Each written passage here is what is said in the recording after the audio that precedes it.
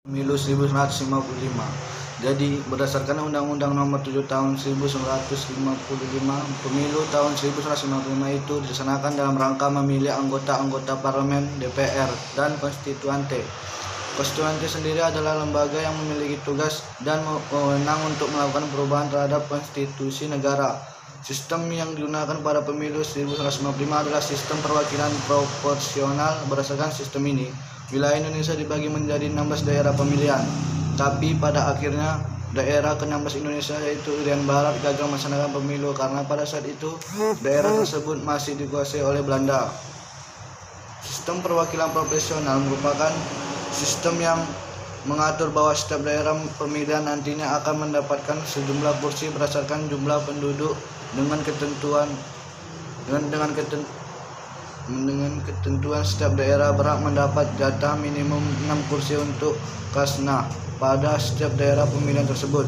Kursi akan diberikan kepada partai-partai dan calon-calon anggota lainnya sesuai dengan jumlah suara yang mereka peroleh. Kemudian sisa suara akan digabungkan baik antara berbagai partai di dalam suatu daerah pemilihan. Kalau partai-partai bersangkutan sebelumnya telah menyatakan sepakat untuk menggabungkan sisa suara maupun digabungkan untuk satu partai di tingkat nasionalite dan kursi untuk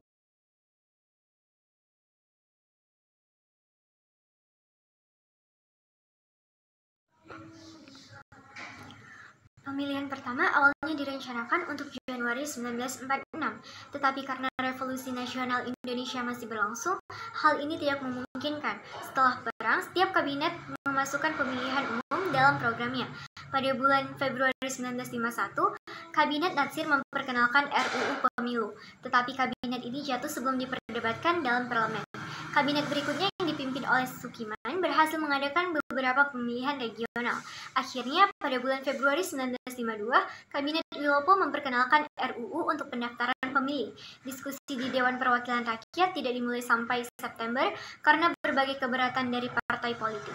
Menurut Fried, ada 3 faktor penyebab hal ini terjadi. Pertama, para legislator khawatir kehilangan kursi mereka. Kedua, mereka khawatir tentang kemungkinan ayunan untuk partai-partai Islami. Dan ketiga, sistem pemilihan sesuai dengan konstitusi sementara tahun 1950, sehingga akan berarti lebih sedikit perwakilan untuk daerah di luar Pulau Jawa.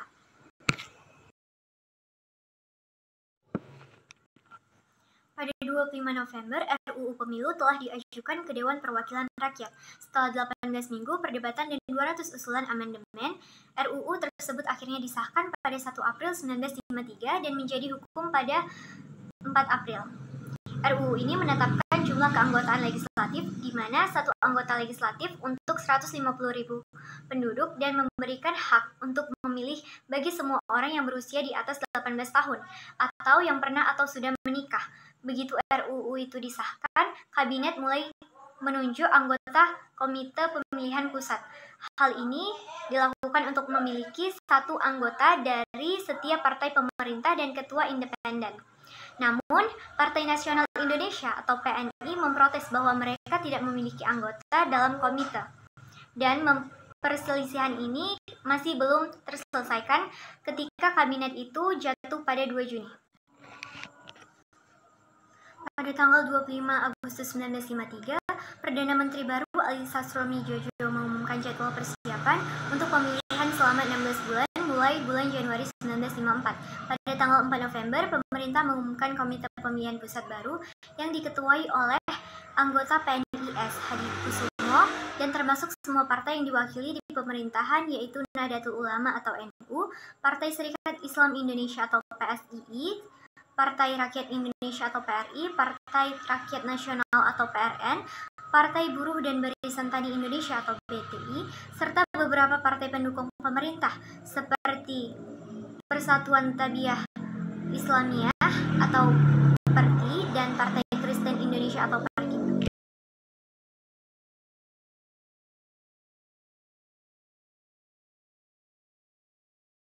Pelaksanaan Pemilu tahun 1955. Sebelum Pemilu 1955 ini dilaksanakan, pastinya ada proses pendaftaran terlebih dahulu. Proses pendaftaran ini bertujuan agar seluruh warga dapat memiliki hak suara yang tak sebagai pemilih.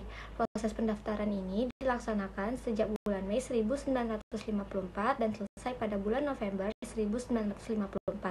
Kalau pelaksanaan pemilu 1955 sendiri dibagi menjadi 2 tahap. Pembagian ini dilakukan berdasarkan tujuannya, yaitu 1. Tahap pertama merupakan pemilu untuk memilih anggota DPR. Tahap ini diselenggarakan pada tanggal 29 September 1955 dengan diikuti oleh 29 partai politik dan individu. Tahap kedua merupakan pemilu untuk memilih anggota konstituante. Tahap ini diselenggarakan pada tanggal 15 Desember 1955. Pada saat itu, jumlah warga yang memenuhi syarat untuk masuk bilik suara adalah sebesar 43.104.464 jiwa. Berdasarkan jumlah tersebut, sebanyak 87,65% atau sebanyak 37.875.229 jiwa telah menggunakan hak pilihnya dengan baik. Kalau pemilu sekarang ini, anggota TNI dan Polri tidak boleh ikut berpartisipasi dalam pemilu. Beda nih dengan peraturan yang berlaku pada pemilu tahun 1955. Saat itu, anggota TNI dan Polri boleh menggunakan hak pilih mereka dalam pemilu. Menurut George M.C. Turnan Kahim, seorang sejarawan dan akademisi politik dari Amerika Serikat, pemilu 1955 itu sangat penting loh.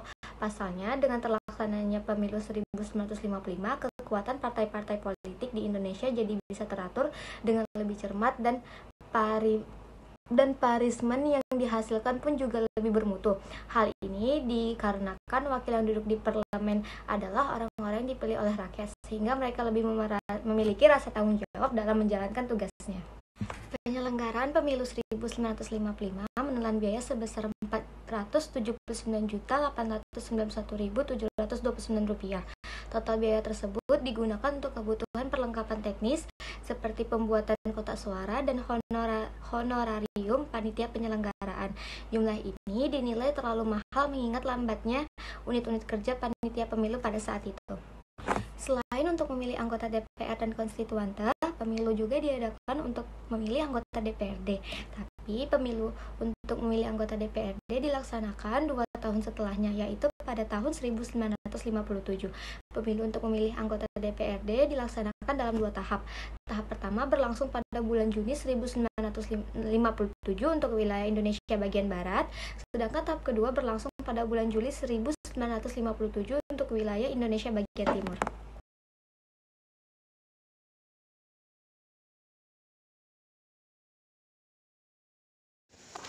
Pemilu 1955 tidak dilanjutkan sesuai dengan jadwal pada 5 tahun berikutnya.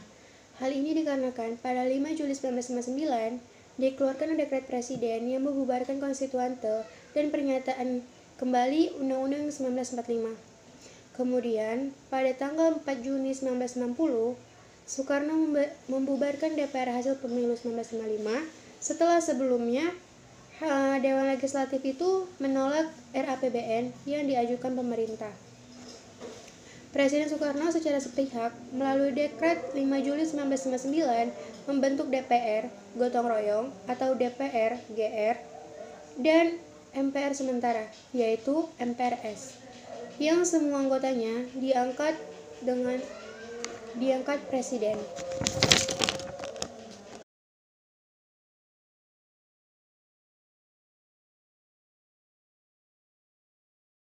Hasil pemilu, total suara DPR 37.785.299, total kursi DPR 257, total suara konstituante 37.837.105, total kursi konstituante 514.